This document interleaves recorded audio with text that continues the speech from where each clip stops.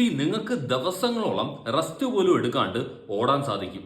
എങ്ങനെയെന്ന് ഞാൻ പറഞ്ഞുതരാം. ഇത് സാധ്യമാകുന്നത് ഒരു ബ്രീതിങ് ടെക്നിക്കിലൂടെയാണ്. ആൻഡ് ഈ ബ്രീതിങ് ടെക്നിക്കിന് പറയുന്നതാണ് ലങ് ഗോങ്. ഈ ലങ് ഗോങ് എന്ന് പറയുന്നത് ഒരു ഇലൈറ്റ് മോങ്ക് ട്രെയിനിങ് സിസ്റ്റത്തിന്റെ ഭാഗമായിരുന്നു. പണ്ട് കാലങ്ങളിലെ ഈ ടിബറ്റൻ മോങ്സ് ഈ ലങ് ഗോങ് എന്ന് പറയുന്ന ബ്രീതിങ് ടെക്നിക് വെറുതെ റണ്ണിങ്ങിന് വേണ്ടി മാത്രമല്ലായിരുന്നു യൂസ് ചെയ്തിരുന്നത്. അതായത് ഇൻവേഡേഴ്സ് വരുമ്പോൾ സ്വയം ഡിഫെൻഡ് ചെയ്യാനായിട്ട് അവർ ഈ ലങ് ഗോങ് എന്ന് പറയുന്ന ബ്രീതിങ് ടെക്നിക് ബാറ്റിൽ ഫീൽഡുകളിൽ ഉപയോഗിച്ചിരുന്നു. അറ്റ് ദ സെയിം ടൈം ദിവസങ്ങളോളം ലാൻഡ്സ് സ്കൗട്ട് ചെയ്യാനായിട്ട് അവർ ഈ ലങ് ഗോങ് എന്ന് പറയുന്ന ബ്രീതിങ് ടെക്നിക് ഉപയോഗിച്ചിരുന്നു.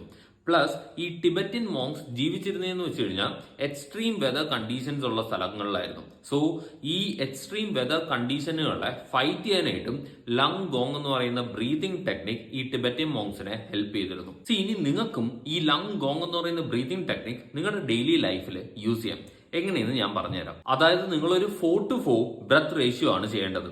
Inhale four 4 steps and exhale four 4 steps. നിങ്ങൾ ഇൻഹെയിൽ ചെയ്ത് 4 steps മുമ്പോട്ട് നടക്കുമ്പോഴും ആൻഡ് 4 steps എക്സ്ഹെയിൽ ചെയ്ത് മുമ്പോട്ട് നടക്കുമ്പോഴും മാക്സിമം നിങ്ങൾ നിങ്ങളുടെ ബോഡിയെ റിലാക്സ് ചെയ്യാൻ ശ്രമിക്കുക. രണ്ടാമത്തെ സ്റ്റെപ്പ് എങ്ങനെയാണെന്ന് വെച്ച് കഴിഞ്ഞാൽ ഒരു ഫിക്സഡ് പോയിന്റ് കണ്ടുപിടിക്കുക. ആൻഡ് ഈ ഫിക്സഡ് പോയിന്റിൽ നിങ്ങൾ കംപ്ലീറ്റ് ആയിട്ട് ഫോക്കസ് ചെയ്യണം.